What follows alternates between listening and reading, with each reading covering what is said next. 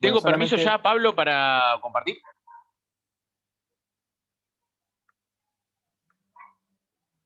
Ahí sí, Buenísimo, listo, ahí sí. genial.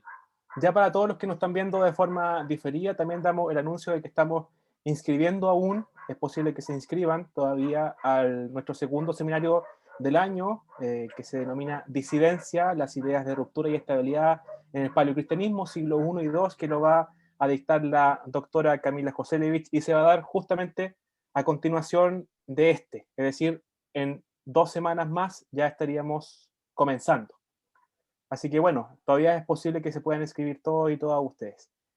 Estamos en la cuarta sesión ya de nuestro seminario en aquel tiempo, el seminario de Historia, Economía y Sociedad, dirigido por el doctor Mariano Espléndido, quien hasta el momento nos ha no solamente mantenido entretenidos, sino que nos ha eh, derrochado toda su sapiencia en un ejercicio bastante difícil como docente, ¿cierto? Que es sintetizar todo libros y libros, miles de páginas Sí, muy en complicado. unos cuantos minutos. Así que hoy día estamos prestos nuevamente a escucharlo, profesor, y atento a esta penúltima sesión. Lo dejamos entonces a usted. Oh, buenísimo, gracias David, Pablo. Bueno, bienvenidos a todos, a los que están acá en vivo y a los que van a ver esto también posteriormente. Los saludamos también. Bueno, nos acercamos en medio de este baño de sangre que nos dejó la dinastía herodiana, ahí en las puertas del nacimiento de Jesús, a la cuarta sesión que ahora voy a compartir en la pantalla. Va a tratar concretamente hoy, nos vamos a enfocar ya en la Palestina romana y vamos a tocar algunos temas vinculados a un poco cómo se conforma el territorio, ¿no? Geográficamente, cuál es la realidad que va a conocer Jesús. Vamos a empezar a ver un montón de nombres que les resonarán de las escrituras, ¿no? de diferentes pasajes que, bueno, uno trae a la memoria, pero que probablemente uno no tenga una noción física o espacial de dónde pasan estas cosas y, digamos, quiénes, digamos, las personas que habitan estos lugares, cuál es su identidad, ¿no? Un poco la conclusión de hoy. En el programa lo había puesto al revés, pero me arrepentí a la hora de armar la presentación y lo dejé para el final, ¿no? De hablar un poco de cuál es la identidad judía que vamos a tener. No sé si me confundí el compartir. A ver, ahí está. Ahora sí. ¿Cuál es la identidad judía, ¿sí? Que va a emerger para el siglo I, un momento histórico en el que Jesús comienza su existencia, ¿sí? Y se organiza un grupo alrededor de él, ¿sí? Por eso, bueno, esta sesión se titula La Palestina romana en tiempos de Jesús. ¿Sí? No voy a delatar qué es la foto que tengo de fondo, ¿no? Parece un enclave arqueológico que es muy significativo del periodo herodiano. Pero hablando de Herodes, vamos a ir a la imagen que tenemos todos de Herodes. Y para ser fiel con el recorrido cinematográfico que estamos haciendo, les voy a presentar un muy breve fragmento de, bueno, el resumen de la idea que tenemos, sobre todo los que nos hemos formado en ámbitos parroquiales, ministeriales, ¿no? de alguna iglesia particular, de extracción cristiana, respecto del rey Herodes, ¿no? Vamos a encontrarnos con una imagen muy diferente, pero les quiero compartir este fragmento en el que Peter Ustinov, que es un actor inglés en la miniserie Jesús de Nazaret de 1977, que dirigió Franco Sefirelli, un director italiano muy, muy famoso, y que tiene un diario sobre esta producción muy interesante en la que cuenta cómo elaboró el guión con bibliografía de Adolf Harnack, de Rudolf Bultmann, de Charles Guignebert, de los grandes maestros de digamos, de la exégesis neotestamentaria del siglo XIX y XX, ¿no? Y perfiló a cada uno de los personajes. Y realmente, bueno, es una producción donde es la Biblia hablada en idioma shakespeariano, ¿no? Son todos actores ingleses muy encumbrados, muy reconocidos del siglo XX, que, bueno, montan la vida de Jesús, una producción larguísima, como 8 o 9 horas. Pero Peter Ustinov tiene el papel del rey Herodes y veamos algunos rasgos, ¿no? Que el director supo sintetizar realmente muy bien en esta escena en la que ordena la matanza de los inocentes, ¿no? Y que además planteó la corte herodiana, ¿no? Quizás muy cerca de lo que uno se imagina, ¿no? Una corte muy helenizada, con una serie de toques propios de monarquía al estilo oriental, muy al estilo persa. El otro día en la producción de Roma de HBO algo vimos, ¿no? Ese Herodes con el cabello trenzado, con una barba al estilo bien, bien persa, ¿no? Bien al estilo de Jerjes o de los monarcas del Imperio Medo. Pero veamos a este Herodes ya en su decadencia y en esta inseguridad, ¿no?, que muestra al momento de la ejecución de los inocentes de Belén.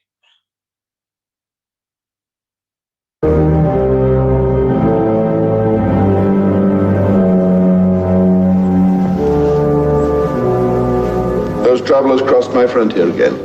Yes, Your Majesty. Yes, Your Majesty.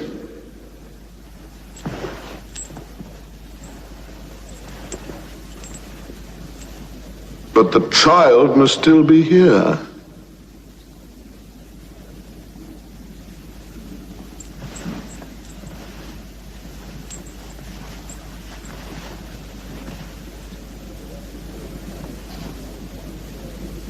Kill every male child up to 1 year old. 2 years old. Better the innocent should die than that the guilty should escape. Guilty? Your Majesty, a child? Guilty in the womb! Guilty in the stars! I'll bring down their stars! I'll snuff them out in blood! This is my world! I will not share it with an infant! There's no room for two kings here, like a newborn scorpion, underfoot! You know the mark of a real king? Courage! Even in the face of Jewish prophecy, bits of old parchment, old blind men! Ha! Now go to Bethlehem and make history! Kill! But Your Majesty! Kill! Kill them all! Kill! Kill them all! Bueno, vamos a ahorrarnos el baño de sangre, que está muy bien representado también. Fíjense que es muy interesante, ¿no? Zeffirelli dice que cuando él dice, ¿no?, esos viejos pergaminos, ¿no?, como que le brota la identidad edomita, ¿no? Recordemos que Herodes proviene de la zona de Arabia, su familia, ¿no? Lo muestran, dicen, bueno, muchos autores piensan que el Herodes neotestamentario es un poco, si bien la matanza de los inocentes no está narrada en los otros documentos, Flavio Josefo no nos cuenta nada de eso, no sería del todo inverosímil, ¿no? Alguien que, como vamos a ver, terminó asesinando a 3 de sus hijos, ¿no? Hijos adultos, justamente, ¿no? La matanza de niños para alguien que mató a sus propios hijos conscientemente no debería ser ninguna, digamos, no sería nada extraño, ¿no? Bueno, acá tenemos el árbol genealógico de Herodes saliendo de Antípater, que recordemos era este mayordomo, ¿no?, de la monarquía asmonea, que posteriormente se empieza a escalar dentro de los cargos y que termina apoyando en la disputa entre Aristóbulo II e Hircano II a Hircano, atrayendo el apoyo de Roma, bueno, congraciándose con Roma, siendo asesinado en la propia Judea, y Herodes, que lo dejamos la semana pasada, escapando a Roma, donde se congracia con Marco Antonio para regresar al territorio que lo ha usurpado un hijo de Aristóbulo, ¿no?, que se ha rebelado, recuperar Jerusalén y ser nombrado rey de los judíos, cargo que después va a ser reconfirmado por el propio Octavio una vez que Marco Antonio sea derrotado, ¿no?, sellando esta amistad en unos términos que Herodes va a esforzarse por cumplir el resto de su vida.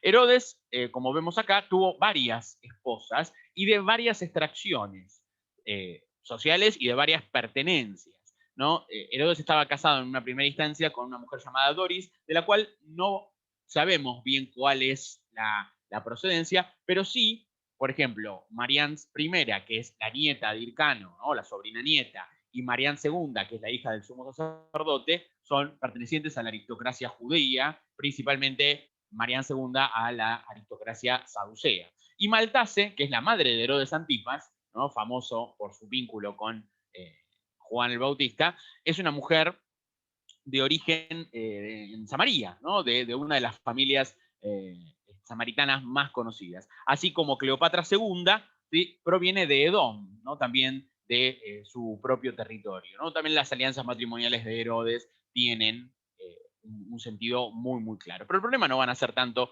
o sí, van a ser sus esposas, pero más que nada los hijos, ¿no? ¿Qué es lo que ocurre? ¿No? Cuando Herodes accede al cargo, repudia a su primera mujer, ¿no? La madre de su primogénito, Antípatro, su hijo mayor, para casarse con la nieta de Hircano, Mariam, que el otro día la dejamos presentada. El tema es, ¿no? Y esto Josefo lo dice claramente, que, bueno, realmente, más allá de la necesidad política detrás de este matrimonio, Herodes tenía un sentimiento muy genuino por Mariam, pero ella lo detestaba, porque recordemos que ni bien Herodes es nombrado rey o reconfirmado por Octavio, lo primero que hace es ejecutar al viejo Hircano para que no haya más peligro de ningún tipo de sublevación, ¿no? Que es el abuelo de su esposa, ¿no? En esto Mariam queda muy resentida y empieza una guerra interna en la que la madre de Herodes, Cipris, y su hermana, Salomé, una figura oscura y bastante siniestra, por cierto, la hermana de Herodes el Grande, empiezan a calumniar a Mariam y finalmente, acusándola incluso de tener un affair amoroso con el mismo Marco Antonio y otras figuras romanas, ordena su ejecución. Los hijos de Mariam, ¿no? Herodes envió a todos sus hijos a educarse a Roma. Alejandro y Aristóbulo, que eran los príncipes, ¿no? De sangre real, porque Mariam era de la dinastía Asmonea, heredan el odio hacia su padre. Después de que vuelven de Roma, es la aristocracia de Judea, ¿no? Y el resto de su familia la que empieza a enemistarlos con su padre, fruto de intrigas palaciegas que van circulando. En esto, bueno, Josefo se explaya bastante, sobre todo en antigüedades judías, y, digamos, parte de la aristocracia herodiana se pone del lado de Antípatro, ¿no? El cual, digamos, aparece como el heredero en primer lugar en el testamento de Herodes. La disputa entre los tres hermanos, Antípatro por un lado, Alejandro y Aristóbulo por otro, llega a tal punto de conflicto dentro de la corte de Herodes que tienen que mediar, o pedir la mediación de Roma. El mismo Octavio los convoca y resuelven los conflictos, ¿no? El conflicto queda sellado en que, bueno, en el testamento va primero Antípatro, pero en el caso de fallecer Herodes, tanto Aristóbulo como Alejandro van a recibir algo también, ¿no? En cuanto a lo que hace a la herencia, ¿no? Sobre todo de territorio. Esta mediación de Octavio, ¿sí? No parece dejar las aguas quietas, ¿no? Fíjense lo que Josefo dice: los hermanos se fueron en discordia, volvieron de Roma en discordia, y se separaron con peores sospechas los unos de los otros. Alejandro y Aristóbulo estaban disgustados por el hecho de que se le hubiera concedido a Antípatro el derecho de primogenitura. Y por su parte, a Antípatro no le gustaba que a sus hermanos se le hubiera otorgado el segundo rango, es decir, que hayan quedado en la línea sucesoria y que de hecho vayan algo a heredar. Antípatro, que tenía un carácter muy astuto, sabía estar callado y disimulaba con gran habilidad el odio que sentía hacia ellos, mientras que sus hermanos, por su origen noble, decían todo lo que pensaban, ¿no? Acá la diferencia social, ¿no? Incluso de sus madres, ¿no?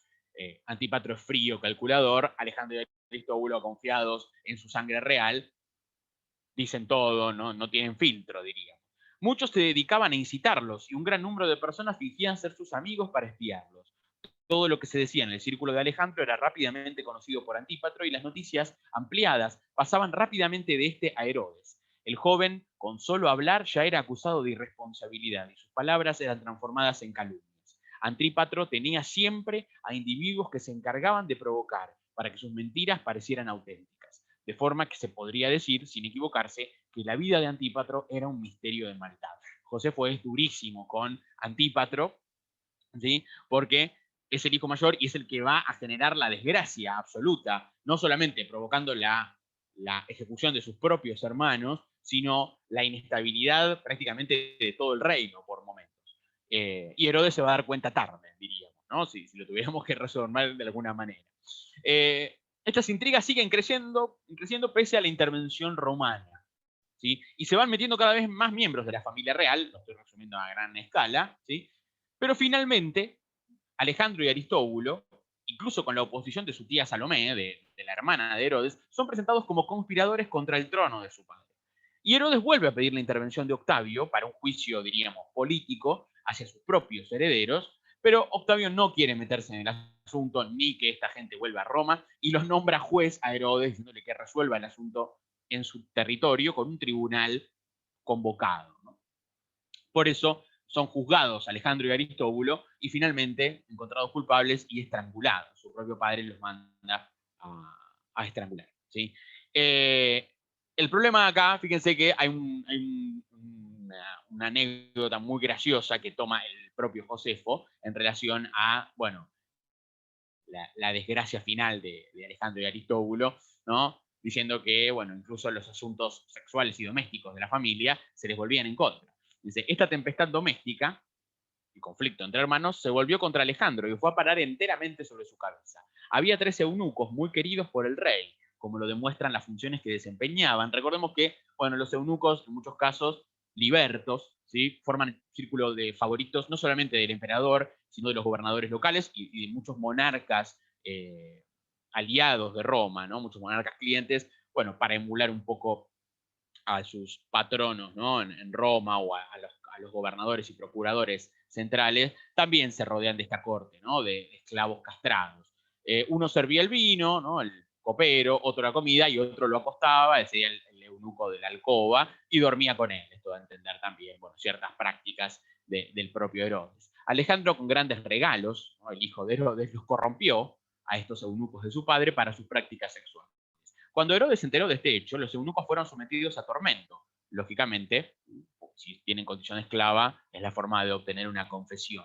Y confesaron inmediatamente sus relaciones con Alejandro. También refirieron lo que él les había prometido y cómo les había engañado al decirles que no tenían que poner sus esperanzas en Herodes, que era un viejo sinvergüenza y con el pelo teñido, sino que tenían que confiar en él iba a heredar el reino, ¿no? Esto Herodes monta en cólera cuando le dicen que era un viejo sinvergüenza y con el pelo teñido, y bueno, esto desencadena también otras denuncias, ¿no?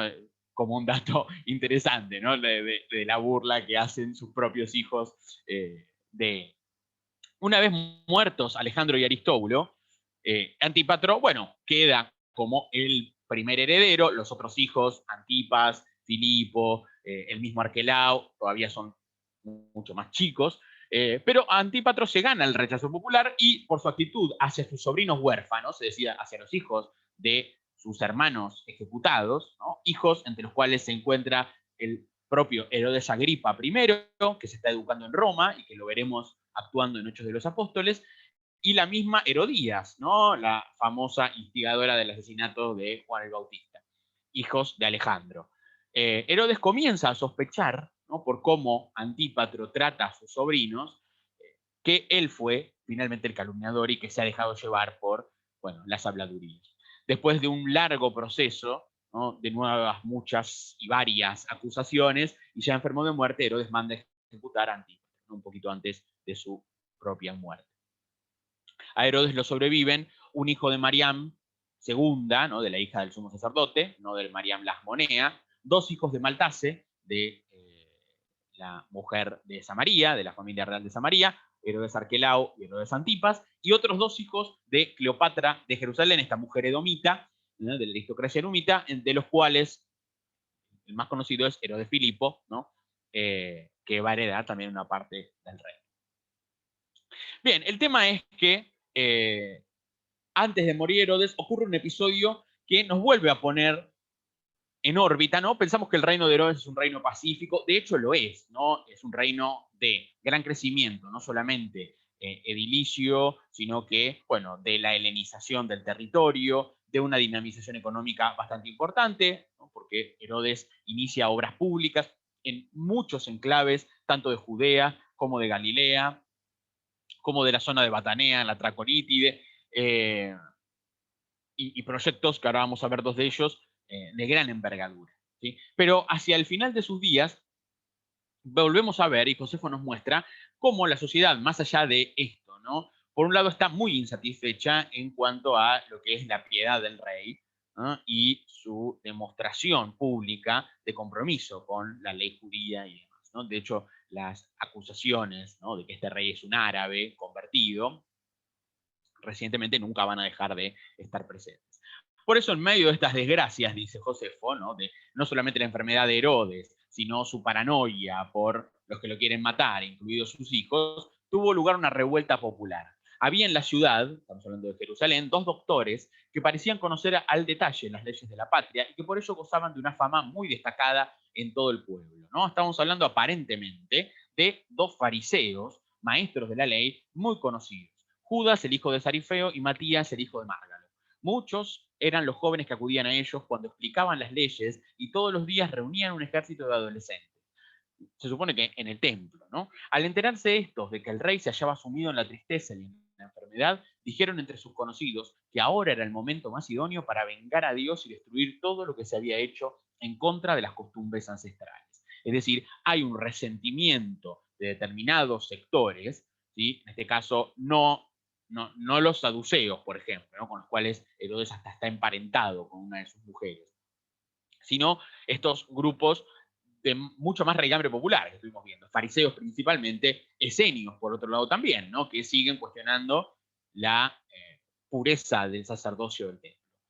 Estaba prohibido que en el templo hubiera estatuas, bustos o representaciones de algún ser vivo. El rey había colocado encima de la gran puerta, la que da en la entrada, la puerta de oro que da entrada a los patios del templo, que ahora vamos a ver a partir de su reforma, un águila de oro, ¿no? Bueno, estos jóvenes doctores se suben de noche con una cuerda, tiran el águila, la rompen, son apresados y finalmente el viejo Herodes, en lugar de mostrarse clemente, los manda a matar a ellos, los cabecillas, y perdona a otros tantos. Pero esto no va a quedar sin consecuencias, ¿no?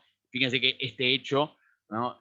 Que se cobra la vida de unos cabecillas de un grupo observante, ¿no? de fariseos observantes, va a volver a emerger luego de la muerte de Herodes. Y para terminar con esta imagen sangrienta, ¿no? del Herodes que uno tiene en mente, y antes de pasar a sus proyectos, fíjense que antes de morir, el último gesto de Herodes vuelve a mostrar su inseguridad y una cierta impiedad también, ¿no? Al perder ya toda esperanza, dice Josefo en la guerra, ¿no? En el primer libro de la guerra de los judíos, de curación, ¿no? Herodes ordenó repartir entre sus soldados 50 dracmas y grandes cantidades de dinero entre sus oficiales y amigos, congraciarse con ellos, ¿no? Para que se cumplan sus deseos de fúnebres, diríamos, ¿no? Que no se ultraje su cuerpo, que no se ensañen con su familia y demás. Herodes regresó a Jericó en tal mal estado que se atrevió a enfrentarse a la propia muerte y a planear una acción impía. Reunió a los personajes más destacados de cada una de las aldeas de toda Judea y ordenó encerrarlos en el llamado hipódromo, ¿no? Jericó tenía, igual que vamos a ver en Cesarea, en la misma Séforis, en Escitópolis, un teatro, un anfiteatro, un hipódromo, ¿no? Llamó a su hermana Salomé y a su marido Alexas, su hermana y su cuñado, y les dijo: sé que los judíos van a celebrar con una fiesta mi muerte. Sin embargo, podré ser llorado por otros motivos y podré tener un brillante funeral si ustedes quieren atender mis recomendaciones. En cuanto yo muera, envíen a los soldados contra estos hombres que están aquí retenidos, que los maten, para que así toda Judea y toda la familia lloren a la fuerza por mí. Bueno, cuando Herodes muere, Salomé no le da el pulso para cumplir esta orden y los deja libres a los representantes de cada una de las aldeas. Debemos entender a los archisinagogos, ¿no? Personas sin ningún rango social, ¿no? Personas comunes, no pertenecen a la nobleza ni nada, ¿no? Los líderes de la sinagoga, los principales benefactores de cada una de las aldeas y ciudades, y los libera finalmente, ¿no? Pero esta última gran maldad, ¿no? Para provocar un luto forzado en la nación, ¿sí? Herodes tiene fama, decíamos, de tener una administración impecable, ¿no? Y por eso Roma está continuamente apoyando sus proyectos.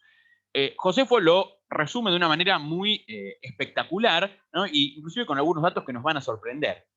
Fíjense que la actividad edilicia de Herodes, con la siguiente movilización de mano de obra, de recursos, la dinamización de la llegada de determinadas mercancías, ¿no? De la zona o de importación, ¿no? Materiales de construcción, se fue aplicando en diferentes áreas, pero vamos a ver algunas. El rey construyó en Jericó otros edificios mejores y más apropiados para acoger a sus huéspedes, entre la fortaleza de Cipros y el antiguo palacio, y les dio el nombre de sus amigos. Un gesto dentro de esta lógica del patrocinio, ¿no? Dentro de las élites, es, bueno, no solamente consagrar templos y demás, sino, fíjense que hasta los palacios les ponen nombre de sus amigos, ¿no? En el sentido más político, ¿no? Del concepto de amistad. En resumen, no es posible nombrar ningún lugar de su reino que fuera idóneo para ello, en el que no hubiera nada en honor de César. ¿Sí? Todo tiene el nombre de César, acá por allá, ¿no? Todas las fundaciones. Herodes amaba a sus familiares más que a ninguna otra persona. A su padre, fallecido, le dedicó una ciudad que fundó en la llanura más hermosa de su reino, llena de ríos y árboles, y le puso por nombre Antípatris. A su madre le consagró una fortaleza muy segura y muy agradable, más arriba de Jericó, que rodeó de murallas y la llamó Cipros. Cuando dejó a la posteridad el recuerdo de sus familiares y amigos, no se olvidó de sí mismo, sino que levantó una fortificación en una montaña orientada hacia Arabia, su zona de nacimiento, y la bautizó con su propio nombre, Herodión, ¿no? La colina de Herodión, que está al sur de Jerusalén, que parece un pecho de mujer, ¿no? En la cima está el yacimiento, ¿no?, de la fortaleza, fue lo que Herodes eligió como su tumba, ¿no? Es la tumba de Herodes, y una de las principales fortalezas de su periodo, que es la que justamente mira hacia Arabia.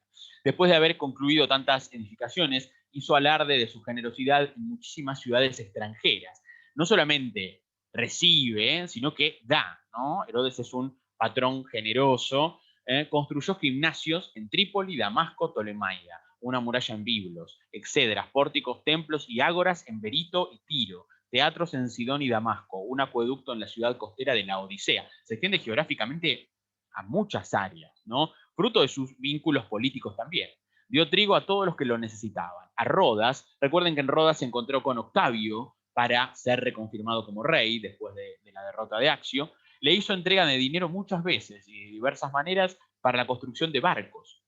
Cuando Herodes vio que estas competiciones, los Juegos Olímpicos, ¿no? Herodes tenía una gran afición deportiva, se ve, estaban en crisis por falta de dinero y que el único vestigio de la antigua Grecia estaba a punto de desaparecer, no solo fue durante un quinquenio el agonoteta de los Juegos, es decir, el patrocinador, ¿no? Ahora que estamos en un año de los Juegos Olímpicos, Herodes patrocinándolos, sino que fijó unas sumas de dinero a perpetuidad para que nunca se olvidara que él había presidido estos Juegos.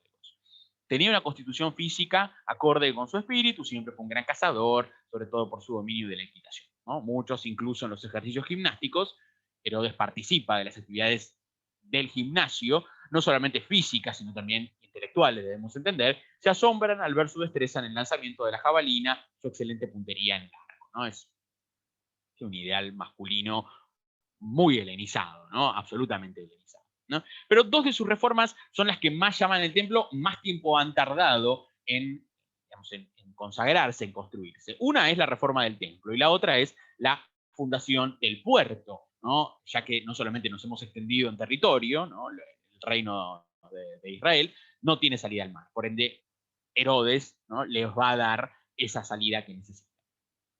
La reforma del templo es interesante porque el templo se va a transformar para este judaísmo, por algo se llama el judaísmo del segundo templo, un templo que llega a su esplendor con Herodes, ¿no? Porque el templo de Zorobabel, lo vamos a ver ahora, realmente comparado con la obra herodiana, es nimio, ¿no? Muy pequeño.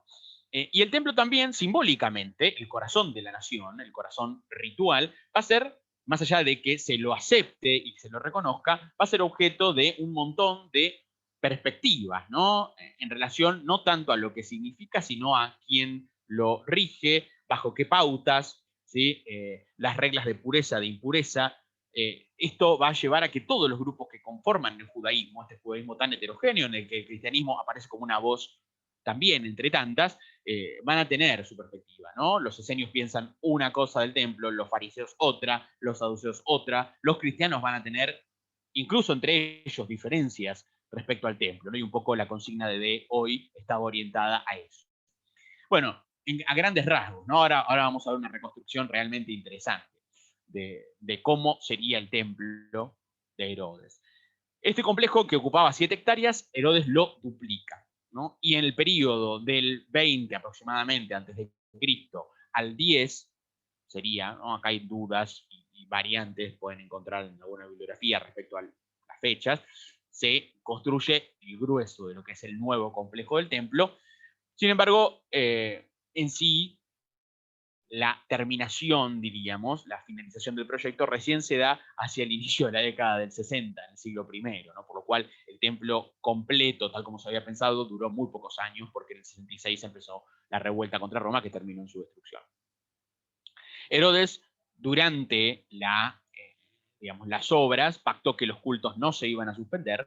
De hecho, los sacerdotes trabajan como mano de obra en algunos momentos de la construcción, a la par de especialistas arquitectos que trae de Grecia, Roma, Egipto. ¿Cómo es esta reforma de Herodes? Vamos a ver que Herodes incorpora explanadas y lo que se llama el atrio o el patio de los gentiles, que sería la parte más amplia del templo, ¿no? Separada de los patios internos y del Sancta Sanctorum, también por una muralla y por algunos pórticos. En el patio de los gentiles se transforma realmente en una especie de bazar con puestos donde se venden animales para sacrificio, se cambia dinero, se vende comida, digamos, en un sentido, con un fin ritual, ¿no? Porque vienen mucha gente de peregrinación. De hecho, el templo está pensado, la reforma herodiana, para hacer de Jerusalén, diríamos, el centro, o realzarla como el centro religioso de la nación. Y si pensamos en el judaísmo de la diáspora y en la cantidad de judíos que por año peregrinan, de hecho ahora vamos a ver un poco el itinerario que harían los que venían en barco para llegar a Jerusalén, Herodes, con mucha lógica, ¿no?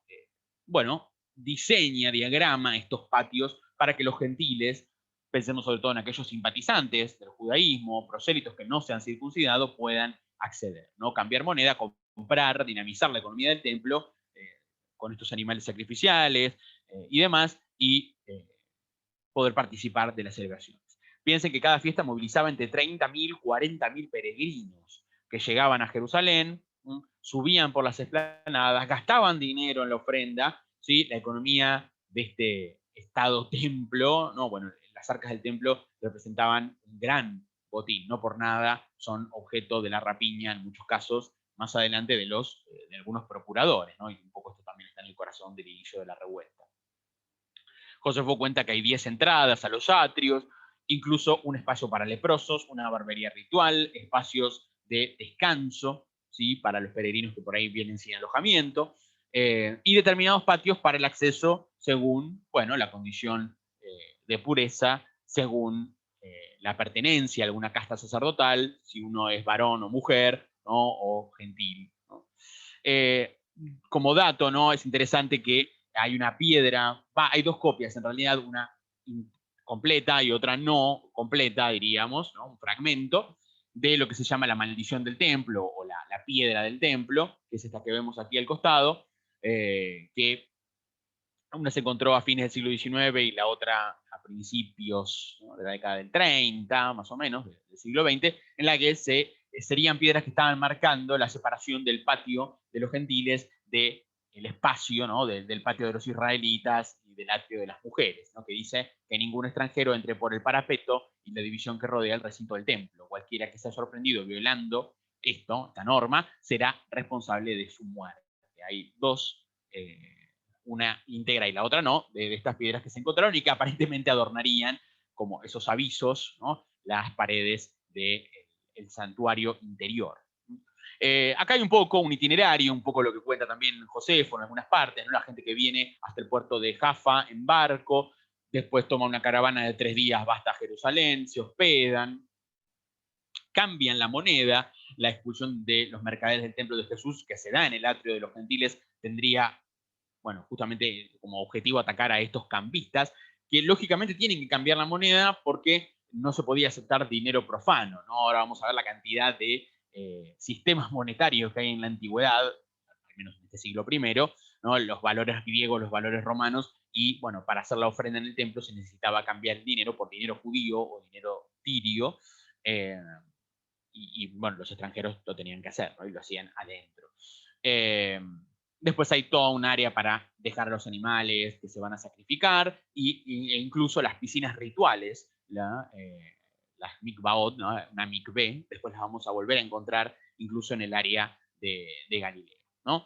Vamos a ver ahora, bueno, hay un breve relato. En realidad, en Antigüedades Judías, Josefo se explaya mucho sobre cómo fue pensada la reforma del templo, pero tomé la versión cortita que pone en Guerra de los Judíos. Si alguien quiere puede ir, acá están los pasajes, ¿no? Donde dice: en el año 15º de su reinado reconstruyó el templo y volvió a levantar en una extensión doble de la que antes tenía la zona que había alrededor del mismo, ¿no? Bueno, Herodes gastó sin escatimar nada. Y además, si vamos al final del fragmento, creó junto al templo una pequeña ciudadela, una especie de palacio real, que llamó Antonia, esto es lo que se conoce como la Torre Antonia, en la que luego de su última llegada a Jerusalén, San Pablo es llevado, ¿no?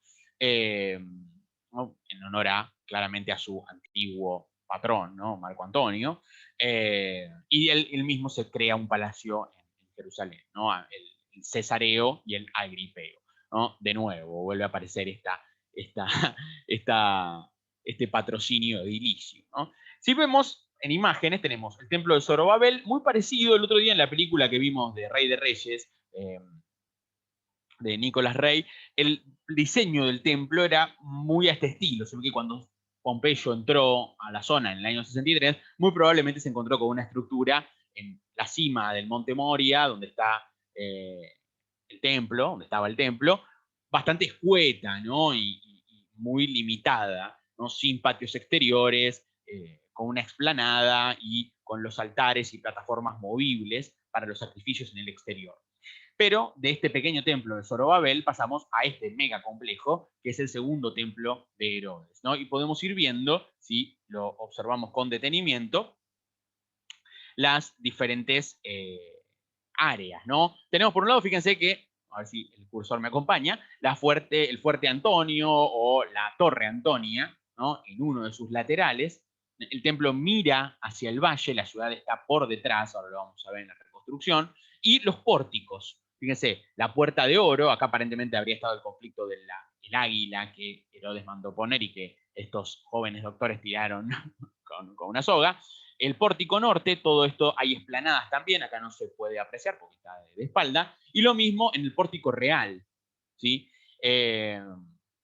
Después tenemos el patio de los gentiles, que es el área más extensa, y lo que habría sido el templo de Zorobabel, que queda recubierto por toda una pequeña muralla con puertas, y que contiene en su interior no solamente el Sancta Sanctorum, ¿no? Y el altar, sino el patio de los sacerdotes y el patio de los israelitas, a donde pueden acceder los varones, ¿sí? Israelitas, la cámara de los leprosos, hay un sector para la gente impura, ¿sí? Donde se deposita el aceite, la leña, la podemos ver acá en los diferentes puntos del patio interno, que es lo que se conoce como el patio de las mujeres, ¿sí? Hasta acá llegaban las mujeres israelitas para participar, ¿no? A partir de lo que es la puerta hermosa, que también la recordarán por el relato de Hechos de los Apóstoles, ¿no? Con Pedro y Juan. Y la cámara de los nazareos, ¿no? Aquellos que hacen el voto de nazireato y van al templo. Para hacerlo más dinámico, bueno, acá tenemos una imagen que me pareció muy interesante, el hoy, ¿no? El espacio del templo, donde está el muro de los lamentos, que es parte del muro. Algunos dicen, sí, para la gran mayoría de los arqueólogos es el muro de Herodes, y para otros sería un agregado que sumó su bisnieto Agripa II en la etapa final, ¿no? Del templo antes de que fuera destruido, ¿no? Lo que ocuparía el emplazamiento, ¿sí? Si les parece, vamos a cortar acá, así después del breve corte vamos a hacer un recorrido virtual, una reconstrucción muy interesante de cómo se vería si lo pudiéramos poner un dron en el templo de Herodes. Perfecto, muchas gracias Mariano. Entonces, hoy día vamos a darnos solo 10 minutos de receso. Volvemos exactamente 5 para las 6 de la tarde, Chile, en 10 minutos más. ¿Ya? Perfecto.